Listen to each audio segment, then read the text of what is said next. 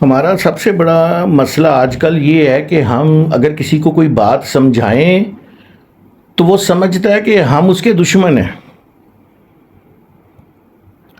اور دین کی بات کسی کو بتائیں تو فوراً فتویٰ آ جاتا ہے تو دین دا ٹھیکیدار ہے کہ تم دین کے ٹھیکیدار ہو۔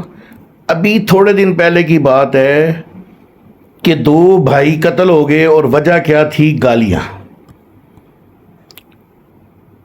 منافق کی 3 نشانیاں بتائی گئی ہیں، اور ایک دوسری حدیث میں منافق کی 4 نشانیاں بتائی گئی ہیں، لیکن ان میں ایک نشانی کامن ہے جو دونوں میں لکھی ہوئی ہے، وہ یہ ہے کہ یہ جو منافق ہوتا ہے نا، یہ جب لڑائی جھگڑا کرے گا تو گالیاں دے گا، یعنی گالیاں دینا اس کی فطرت ہے، منافق کی فطرت ہے۔ اور آج اگر ہم اپنے ارد گرد دیکھیں، کسی سے ناراض ہو جائیں تو اس کو گالیاں نکالتے ہیں، کسی کے ساتھ کوئی ایشو ہو جائے تو اس کو گالیاں نکالتے ہیں۔ حالانکہ ہونا یہ چاہیے کہ اگر کوئی گالی نکالتا ہے اس کو کہ یار تھوڑی سی اور نکال لو، کیونکہ میرے اور آپ کے کریم آقا جانی حضرت محمد مصطفیٰ صلی اللہ علیہ وآلہ وسلم کا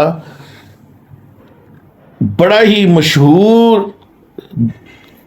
فرمانے ذیشان ہے، جس کے راوی ہیں حضرت عبداللہ بن عمرو رضی اللہ تعالیٰ عنہ، اور یہ حدیث بخاری میں بھی ہے، اس کو امام بخاری نے بھی نقل کیا، اور اس حدیث کو امام مسلم نے بھی نقل کیا۔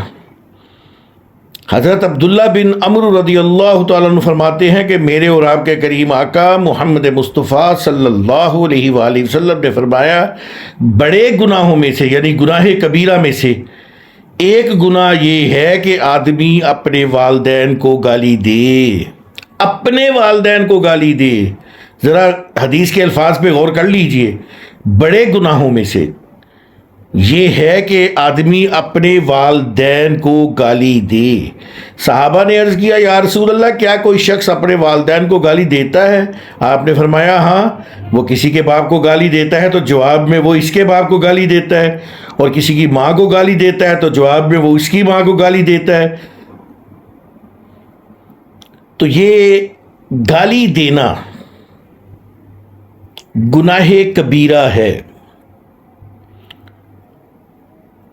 صرف اتنا عرض کروں گا کہ دین کو سمجھیے، سامنے والا لاکھ گالیاں نکالے، ایزی رہیں، کول رہیں، اور اسے کہیں بھائی تھوڑی سی اور نکال لو، مجھے کیا فرق پڑ رہا ہے، تم اپنے آپ کو ہی گالیاں نکال رہے ہو، اپنے گھر والوں کو ہی گالیاں نکال رہے ہو۔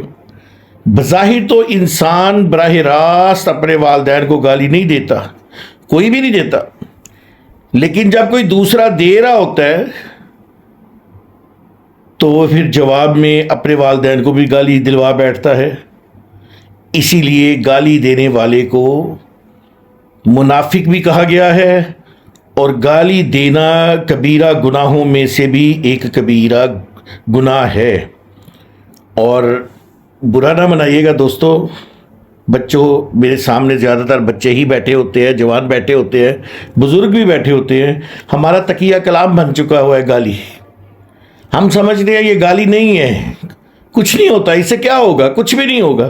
یار یہ اللہ تعالیٰ چاہے نا تو چھوٹے سے چھوٹے گناہ پہ پکڑ لے، ذرہ برابر گناہ سے پکڑ لے، تو جتنی کوشش ہو سکے، مومن وہ ہوتا ہے جس سے کوئی گناہ ہو جائے تو تڑپ اٹھے کہ ہائے مجھ سے گناہ ہو گیا۔ تو ہمیں چاہیے کہ ہم اپنی زبان قابو میں رکھیں، کسی کے والدین، کسی کے عزیز، کسی کے رشتہ دار کے خلاف برا کلمہ نہ نکالیں۔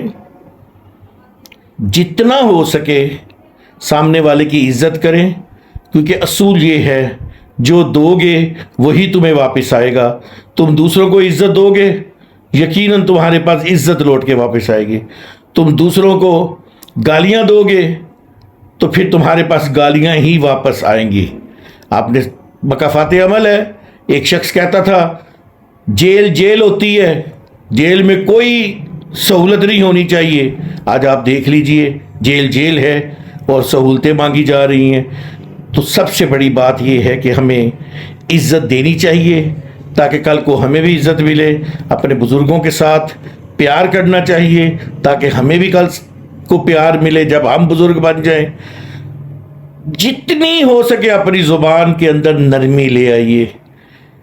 یہ نرمی جو ہے نا یہ آپ کے لیے یقین کیجئے جنت کا راستہ بن جائے گی. اللہ مجھے اور آپ کو سمجھ نصیب فرمائے.